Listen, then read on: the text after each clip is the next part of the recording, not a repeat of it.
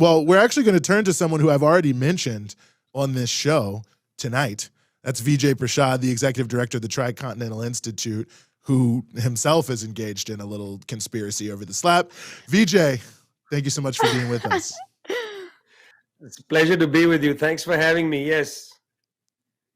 I'm sorry we have to talk about things that are not exactly slap worthy, but this No. is really worse than a slap, what we're going to talk about, I think. It's way worse. It seems like it's only getting worse. I mean, one of the things that has obviously been a big theme this week is the growing ripple effects from the massive sanctions regime and from the war itself. Biden spoke at a press conference today. He is now calling all of the economic challenges happening in the United States, quote unquote, Putin's price hikes.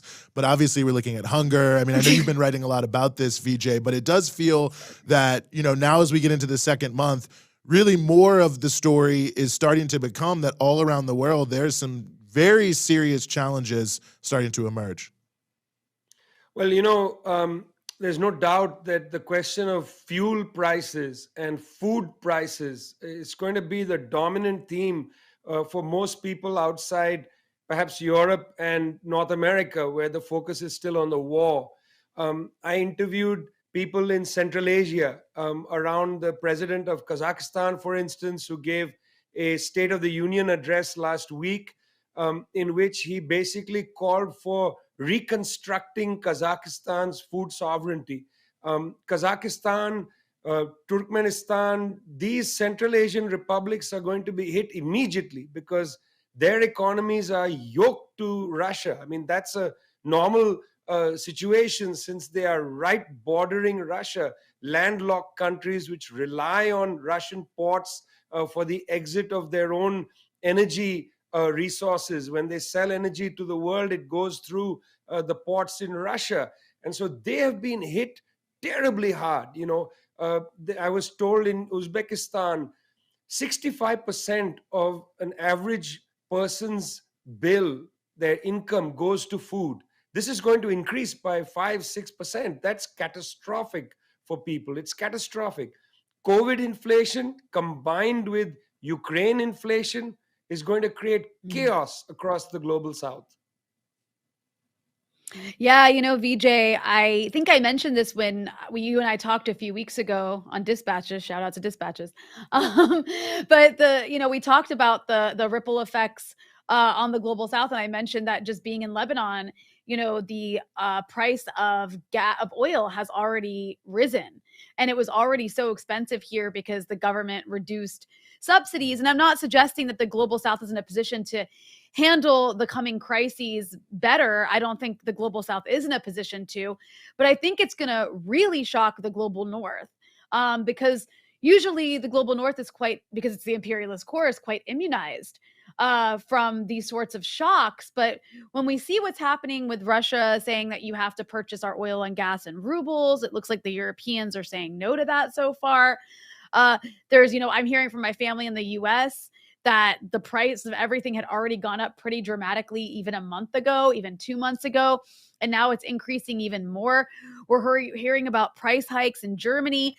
What do you think this is going to do to politics in the global north? Because you're talking about economic recessions, really, that are affecting the average person in ways that none of the governments of these countries, despite how wealthy they are, seem to be willing to even foot the bill for. I mean, they weren't willing to foot the bill during COVID, really, especially in the US. And they seem to be telling everyone that, well, freedom has a price. And the freedom, the freedom that we have to protect from Russia, I guess, is the price of you have to pay a lot more money for everything. How do you think that's gonna, what are the consequences going to be on politics in Europe and the US? Well, in the United States, there's actually a little more room for maneuver because the US is largely food secure. Food imports, especially things like wheat and so on, are not a big part of the average person's bill. There'll be inflation, but that inflation was largely due to the COVID supply shock. That's why the food price of goods had gone up before. The United States is also fuel sufficient. In other words, the United States is going to be relatively cushioned from this. It's Europe that's going to be hit hard, because Europe relies on Russian natural gas and oil, for instance, not only for fuel, but also as an input for fertilizer, which means long term food production in Europe is going to be damaged. Europe relies on grain supplies from Ukraine. I mean, between Ukraine and Russia, 23% roughly, maybe a little more, of world grain supplies come from just these two countries. You talked about Lebanon. In 2010, there was a drought that struck Ukraine and Russia and various other countries, but the drought in Russia and Ukraine was severe. Many people looking at those two droughts conditions in those countries suggest that the so-called Arab Spring, one of the spurs of it was the drought of 2010. In fact, people in Egypt were on the streets saying, bring down the price of bread. So Mm. I think that in fact Europe is going to be hit pretty hard. And it's a question that Europeans need to ask themselves, Rania, which is, look, you're allowing yourself to become the doormat for the ambitions of the United States. US President Joe Biden has said, well, we're going to just open up the spigot of the strategic oil reserve. Well, that's all very well. How are you going to get it to Europe? He says they're going to Mm. sell liquefied natural gas to Europe. You got to build new terminals for liquefied natural gas. That's not created out of Legos in a day. That's going to take years to construct. So, in fact, in the short term, as now, Europe is going to continue to buy energy from Russia. And eventually, they are going to have to come to an agreement. It could very well be that in the end, they don't insist on a ruble scheme, but they might come up with some other scheme, a barter scheme or something. It's not going to be the case that these countries can pivot so quickly. In fact, the Chancellor of Germany told Mr. Biden, if we ban Russian natural gas now, we will go into a catastrophic recession. That's pretty strong words from a German chancellor. Vijay, I think what you're saying there about the question Europeans are asking themselves does sort of remind me of sort of maybe a broader piece of this whole thing, which is, I mean, the need to reconsider how we live, almost as a species on Earth. I mean, you look at so many societies, and we saw this with COVID too, the lack of resilience, the intense income inequality, and all these other things that are bad in and of themselves. But then when these major shocks and crises happen, it just becomes supercharged. And, it seems to me like this, if as much as any other time, I guess, to reflect on and perhaps act on what the implications of that are, that we can't just keep going the way things have been going as a world. Well, right after 1991, Eugene, there was a big push that came from the World Bank in particular for basically food market liberalization and globalization. In other words, to allow food production all over the world to be integrated. And 4 to 6 companies began to dominate the world food market. 6 multinational companies dominate the world seed market. That form of globalization earned lots of profits for the big corporations. It also, to some extent, increased food production in some particular crops and so on. There are some advantages to these complementarities, can't entirely dismiss it. But what it meant was, Eugene, in the middle of the COVID pandemic, when supply chains were disrupted, it was a wake up call, because integration was all very well. But once the supply chains began to collapse, integration is a nightmare. And that's why you have president of Kazakhstan, you have presidents in Africa talking about, I was quite struck by fairly conservative presidents in West Africa talking about the need for food sovereignty, not only food security, which is a Treaty of Rome phrase, but they're using terms like food sovereignty. And it's one thing, Eugene, when the United States attacked Iraq in 2003, there was a problem because oil from Iraq went offline. Well, at that point, Saudi Arabia could just pump more oil out of the ground. And Saudi Arabia became, in a sense, the insurance policy. When you attack or sanction an oil country, like sanctioning Venezuela, Saudi Arabia is always available to pump more oil. You can't pump wheat out of the ground. You can't pump Mm. rice out of the ground. You can't just bring, there's no country that provides, insurance for food markets. So I think it's going to raise, and it is not going to, I'm sorry, it has already raised serious questions among poorer countries in particular about becoming more food independent, less dependent on the supply chain. And, this is a horrible period. Wars are terrible. This is a terrible war. But if that's an outcome from this, I think that could be very useful for the world, because 2.7 billion people were struggling with hunger before this Mm. war. The number will rise. And I think we need to put hunger as the number one issue for human beings as we go forward. And I think this is a wake up call for many countries. Yeah, on that note, VJ, it does seem like there is something major shifting right now, in the sense that you have so many countries around the world, despite the fact we keep hearing, the international community stands against Russia. The vast majority of the world has actually abstained from really taking a side here. You can see that with the refusal to join in the sanctions, which, is really just the US, Europe, Japan, Canada, Australia. The rest of the world is much larger than that, both in population and just geographical size. Um, but while we kind of see even client states of the U.S. in the global South kind of refusing to take a side here, there just seems to be so many calamities taking place at the same time. Like we have this oil shock and this financial shock and this Cold War and this hot war. Do maybe this is too big a thing to say, but does it seem to you like there's a kind of system that's collapsing right now? Even if that collapse is going to be a long one and a painful one, it does seem like something is coming to an end. Well, to be honest with you, Rania, I think that the unraveling started a long time ago. I mean, the Iraq War of 2003 was one indication of unraveling. It was major overreach by the United States.